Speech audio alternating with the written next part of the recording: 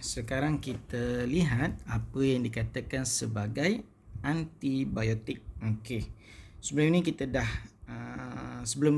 pembelajaran sebelum ini kita dah kenal penicillin adalah sebagai contoh, salah satu contoh antibiotik. So apa yang dikatakan sebagai antibiotik? Antibiotik ialah ubat yang digunakan untuk merawat jangkitan yang disebabkan oleh bakteria sahaja.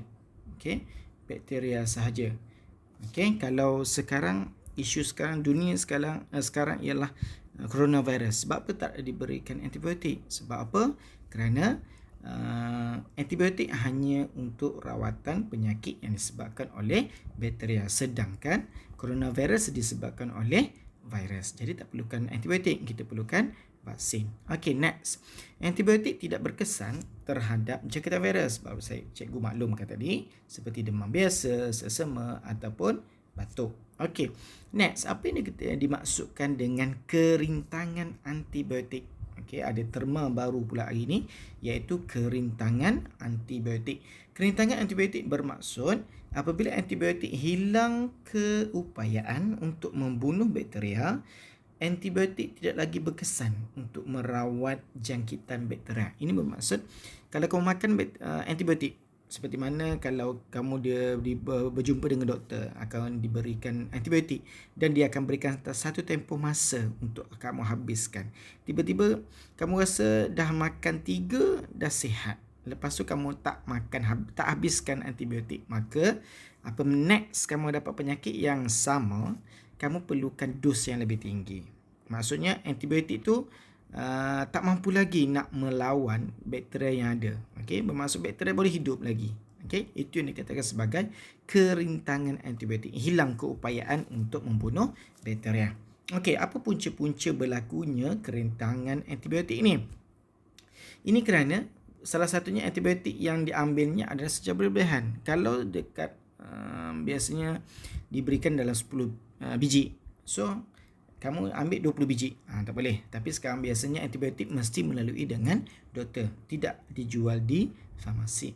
Okey, penggunaan antibiotik adalah tidak tepat. Contohnya, dia sebenarnya merawat jangkitan yang disebabkan oleh virus.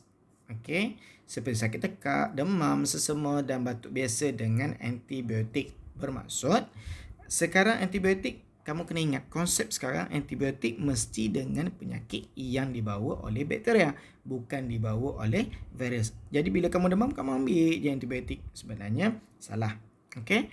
Next, tidak mengambil antibiotik dalam tempoh yang ditetapkan. Kalau ikutkan setiap hari 1 biji antibiotik, jadi kamu ambil seminggu sekali, sebulan 2 kali. Jadi benda tu dalam tempoh yang lama. Jadi tak sesuai. Jadi antibiotik dah hilang lah nak bunuh bakteria. Bakteria lebih bermaharajalela dalam badan. Okey, jadi tak mampu nak lawan lagi bakteria tersebut. Okey, next. Apakah risiko kerintangan antibiotik ini? Apa kesan? Okey, jadi dia boleh menyebabkan kita mudah terdedah dengan pelbagai penyakit. Sebab apa? Dia dah imun, okey, dalam badan kita. Dah hidup macam cikgu cakap tadi, bermaharajalela dah. Okey, dah kenal dah diri kamu tu. Okey, kita menjawab soalan di bawah.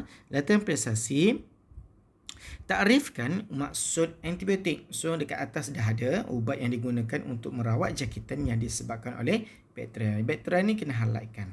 Okey, yang disebabkan oleh bakteria sahaja. Okey, seterusnya, jangkitan mikroorganisma manakah yang sesuai bagi penggunaan antibiotik? So, bakteria bukannya virus. Berikan 2 contoh yang penyakit yang disebabkan oleh bakteria. So TB batuk kering, bukan batuk saja, batuk kering. Sifilis ini penyakit oleh perempuan, dan gonorea adalah penyakit di bahagian kemaluan lelaki. Okey, next. Apakah dikatakan sebagai kerintangan antibiotik?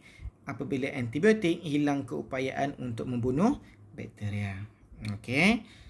Nyatakan 3 punca berlakunya kerintangan antibiotik. So, boleh ambil saja dekat atas, iaitu penggunaan antibiotik yang berlebihan, antibiotik tidak tepat. Okey, bermaksud dia digunakan untuk penyakit yang disebabkan oleh virus. Sedangkan antibiotik hanya untuk jangkitan atau penyakit yang disebabkan oleh bakteria. Dan diambil dalam tempoh yang tidak ditetapkan. Tempoh yang sangat lama. Okey.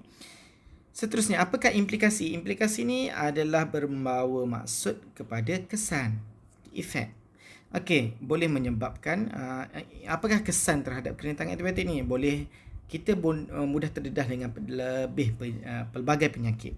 Okey, sebab badan kita dah imun. Okey, next. Apakah yang dimaksudkan dengan frasa makan sehingga habis? Pada preskripsi ubat yang diberikan oleh doktor kepada pesakit. Bermaksud antibiotik boleh membunuh semua bakteria yang ada walaupun sudah sihat. Maksudnya kalau diberikan 10 biji, habiskan 10 biji. Bukannya 3 biji, dah sihat, tinggalkan. Tak boleh sebab bakteria masih lagi ada dalam badan. Okey, apa kandungan yang ada dalam antibiotik sebenarnya? Okey, antibiotik mengandungi bahan kimia atau sebatai kimia yang diekstrak daripada mikroorganisma seperti bakteria dan kulat. Okey, jadi dia boleh melawan kawan-kawan yang membawa penyakit tersebut. Jadi kawan dia saja ataupun bakteria ini saja yang kenal kawan dia. Jadi that's why kita hasilkan antibiotik daripada bakteria dan kulat. Okey.